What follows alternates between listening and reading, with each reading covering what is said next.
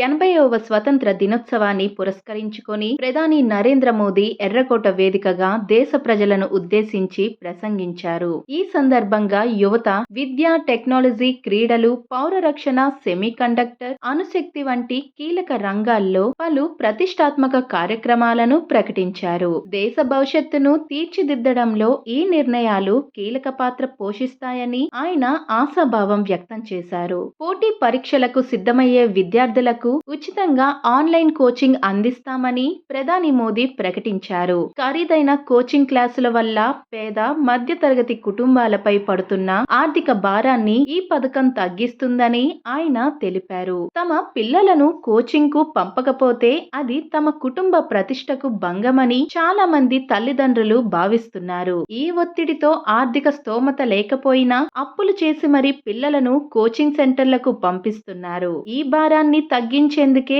ఈ నిర్ణయం తీసుకున్నాం అని మోదీ వివరించారు. దేశంలో ఉన్న డిజిటల్ మౌలిక సదుపాయాలు, నిపుణులైన ఉపాధ్యాయులను ఉపయోగించుకొని ఈ ఉచిత కోచింగ్ నెట్వర్క్ ను నిర్మిస్తామని ఆయన హామీ ఇచ్చారు. క్రీడా రంగంలో భారత్ బలమైన శక్తిగా ఎదుగుతుందని 2036 ఒలింపిక్స్ కు ఆతిథ్యం ఇవ్వాలనే లక్ష్యంతో ముందుకు సాగుతున్నామని మోదీ స్పష్టం చేశారు. అయితే ఒలింపిక్స్ లోని అనేక క్రీడాంశాలలో కనీసం అర్హత కూడా సాధించలేకపోవడం విచారకరమని అన్నారు. ఈ పరిస్థితిని అధిగమించేందుకు దేశవ్యాప్తంగా క్రీడా ప్రతిభ అన్వేషణ కార్యక్రమాన్ని ప్రారంభిస్తున్నట్లు ప్రకటించారు. 5 నుంచి 15 ఏళ్ల లోపు వయసున్న పిల్లల్లో క్రీడా నైపుణ్యాలను గుర్తించి వారికి ప్రపంచ స్థాయి శిక్షణ ఇస్తాం. 2036 నాటికి ఒలింపిక్స్ లోని అత్యధిక ఈవెంట్లలో మన అథ్లెట్లు పాల్గొనేలా చూడటమే మా లక్ష్యం అంటూ మోదీ తెలిపారు. మారుతున్న ప్రపంచంలో చిప్ ప్రాముఖ్యతను నొక్కి చెప్పిన ప్రధాని ఈ రంగంలో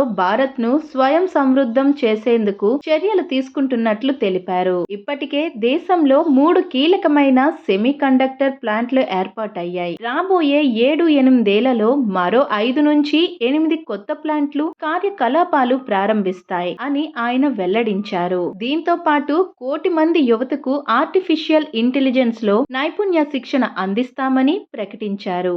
ఏఐ రంగంలో ప్రపంచానికి నాయకత్వం వహించే సత్తా భారత యువతకు అందించడమే ఈ కార్యక్రమ ఉద్దేశమని పేర్కొన్నారు. అణు విద్యుత్ రంగంలోనూ భారత్ భారీ లక్ష్యాలను నిర్దేశించుకుందని మోదీ తెలిపారు. 2047 నాటికి 100 గిగావాట్ల అణు విద్యుత్ ఉత్పత్తి సామర్థ్యాన్ని సాధించాలని లక్ష్యంగా పెట్టుకున్నట్లు చెప్పారు. రాబోయే 6 నుండి 7 ఏళ్లలో 5 కొత్త అణు రియాక్టర్లను అందుబాటులోకి తీసుకువస్తామని, ఫాస్ట్ బ్రీడర్ న్యూక్లియర్ టెక్నాలజీలో భారత్ సాధించిన పురోగతి అణు ఇంధన స్వయం సమృద్ధికి బాటలు వేస్తుందని అన్నారు.